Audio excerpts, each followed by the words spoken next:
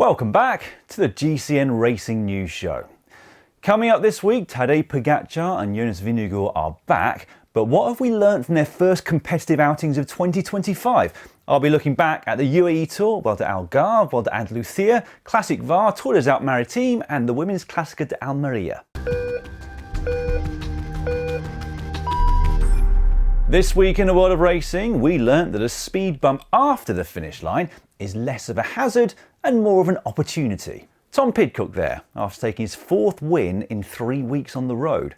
We also learned that Egan Bernal can't catch a break, so after doing the double at the Colombian National Champs, he was looking great at the Clásica High-End Paraiso last Monday until he crashed and broke his collarbone. And from that point of view, it was a bad week for Ineos. Carlos Rodriguez suffered the same injury in a crash on the last day of the UAE Tour. And at that same race, on the same day, Chris Froome also broke his collarbone. So we wish them all a speedy recovery. And finally, we learned that Jonas Vingegaard and Tadej Pogačar are back, albeit in different races and completely different parts of the world. So Pogačar was back at the UAE Tour for the first time since 2022, whilst Vingegaard was in Algarve for the first time ever. Spoiler alert, they both won, but also in fairly different ways. So let's start with the UAE Tour, which is a World Tour race. There, Pogačar started to put things into place on the Stage 2 individual time trial. He finished third on the day behind Josh Tarling and Stefan Bissegger, but it gave him an early buffer over the rest of the GC favourites. He added to that lead by winning atop Jebel Jais on Stage 3, where he outsprinted Oscar Onley and Felix Gall, picking up 10 bonus seconds in the process. After that, there were 3 successive flat stages, but that didn't mean that he laid low. Not only did he make every front split whenever there was any wind, he also went on the attack when there wasn't any wind. It was an attack that goes against any conventional wisdom and tactics in cycling. So you got Domen Novak, his teammate, to attack, sat on his wheel and took a small group away from the bunch and across to the day's early breakaway. There was both confusion and frustration, I'd say, in the main peloton behind. The job of the domestiques got an awful lot harder than they'd been expecting, and they weren't best pleased about that move. They did get caught eventually, but it made for a very fast stage, 48.7 kilometers per hour average. I'll go into more detail on those sprints a little later, as they were fascinating in themselves. But why on earth did Pogačar race so hard that day when he'd expecting to save energy for the final stage mountaintop finish?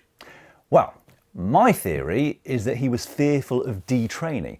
So if we take stage 6 of the race as an example, 160 kilometres, which they covered in 3 hours and 45 for an average speed of 44.5 kilometres per hour. Doesn't sound too easy, does it? But sat in the wheels, you're barely pedalling.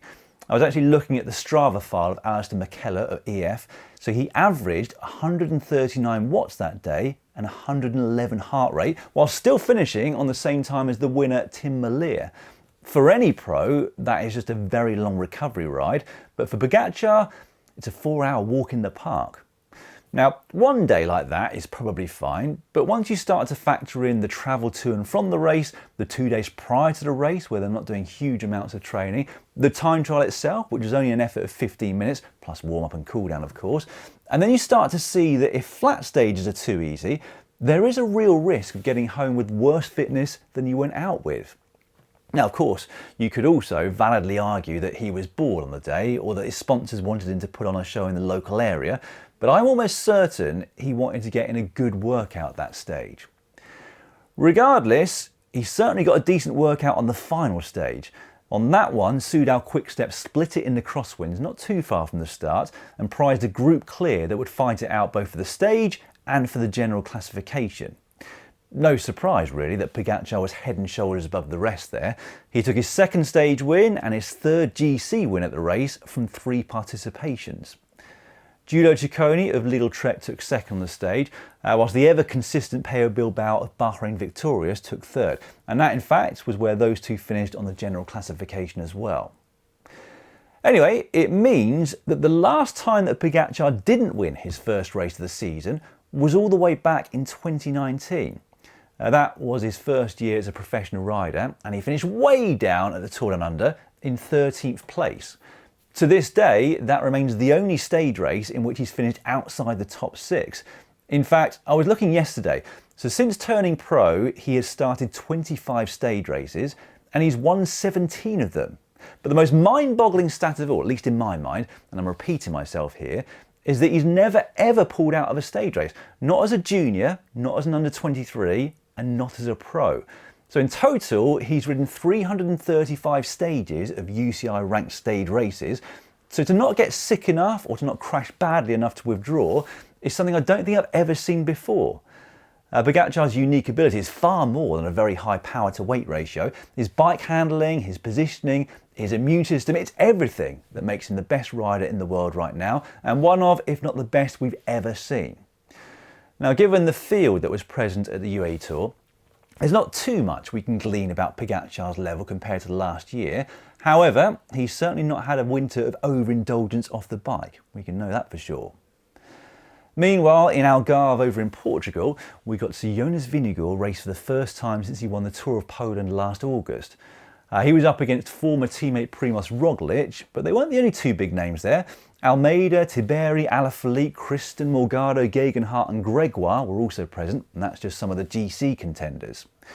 So I think we were all keen to start watching that race, and I'd imagine we were also all dumbfounded by what we saw at the end of stage one. With around a kilometre to go, most of the peloton went the wrong way. As they're coming off a roundabout, they took an exit that should have been reserved only for race vehicles to follow the deviation, but instead they went down it themselves. What ensued was a farce, basically. We had a bunch sprint on a road where fans were waiting to watch, where there were still vehicles on the road. Why didn't the riders stop? I guess because initially they hadn't realised they were on the wrong road, and then eventually perhaps thought that the organisers might take the result of who went past the finish line first, albeit not actually over it. You're probably not really thinking straight, are you, when your heart rate is close to 200, so you can kind of forgive them for that. Then, on the correct side of the road were a handful of riders, including Ineos Grenadiers Filippo Ganna, who crossed the line first. Now, initially, the result was given and Ganna was deemed the winner of the stage, but then shortly afterwards, the stage results were annulled completely, which was harsh. Firstly, on Ganna, it wasn't his fault so many people went the wrong way, and secondly, on the riders who'd been in the breakaway all day fighting it out for the intermediate competitions. Now, it's almost a week since that incident and a lot has already been said, so I won't dwell on it too long, but I saw a lot of people say that it's up to the riders to know where they're going. And yes, technically, under UCI rules, that is correct. But in reality, it's not a randonnée, where part of the point is to navigate. It's a pro bike race, and pro bike racers should be shown clearly which way they need to go. I thought the organisers were great in taking almost full responsibility for the issue that day, but it just shouldn't have happened. We should all be very thankful, actually, that there were no nasty crashes or injuries for riders or spectators, because, well, there very easily could have been. So, stage 2 effectively became stage 1, and actually it was the hardest of the race in terms of the parkour and the amount of climbing. So they tackled the Alto de Foia from the opposite direction to what we're generally used to seeing in the race, and it made for some fantastic racing. I'm sure they're going to use that again in the future. So a strong group containing the likes of De Plus, Christen and Paulus went quite early, and because neither Roglic nor Vingegaard had many domestiques left at that point, they soon carved out a very nice advantage over the main favourites. Vingegaard took matters into his own hands on the steepest part of the climb, but he wasn't able to create separation to his key rivals, and so it looked as though the group out front would contest the win between them. And to an extent, they did. Jan Christen attacked multiple times and eventually got clear in the closing kilometre, but then just as he was weighing up what victory celebration he was going to do, João Almeida appeared out of nowhere. We didn't really get to see his actual attack, but based purely on what we could see in terms of time gap and distance on the road, it was one of the most impressive accelerations that I've seen in a very long time. It certainly caught Christen off guard, and I got the impression with him that he wasn't all that pleased to see his teammate come across. He sort of made another sprint to make sure Almeida didn't come past him on the line. I mean, I don't think Almeida was going to do that anyway, but it was quite an interesting dynamic. Anyway, it gave both of them a slight advantage over the bigger names going into yesterday's decisive individual time trial. There, Swedish champion Jakob Söderqvist set the early benchmark, but he was bettered by Wout van Aert, who sat in the hot seat for quite some time. Gregoire and Tiberi pushed him reasonably close, but then he was eventually unseated by his own teammates. Vingegaard stormed round the course to put 11 seconds into Van Aert, and with that, take the overall classification too. So a good sign. I was a little bit worried when he couldn't drop everyone at the summit finish on stage 2, but I needn't have been. He's exactly where he needs to be at this point in the season. The same can't be said though for Primož Roglič. He had a shocker of a time trial, by his own standards at least, finishing 12th on the day and then 8th overall. In the GC, Almeida took another second place. He had a good TT, but fell 15 seconds short of the overall win.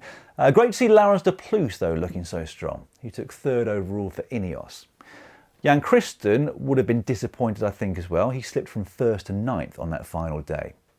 On the other stages, Jordi Meus and Milan Fretan took the wins, although many said Fretan should have been relegated for quite a dangerous deviation from his line that could have resulted in a crash that day. The result did stand, though.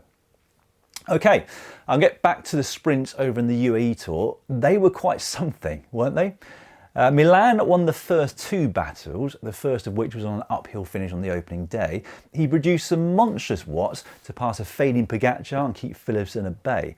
Philipsen was relegated actually there for a deviation. Milan was back at it 3 days later, that time getting the better of Tim Merlier, and so you're thinking to yourself, the new king of sprints has arrived. But not so. Merlier bounced back with 2 brilliant wins in 2 stages. The first one, he came off the wheel of Milan and went past him. And the second was a masterclass in timing.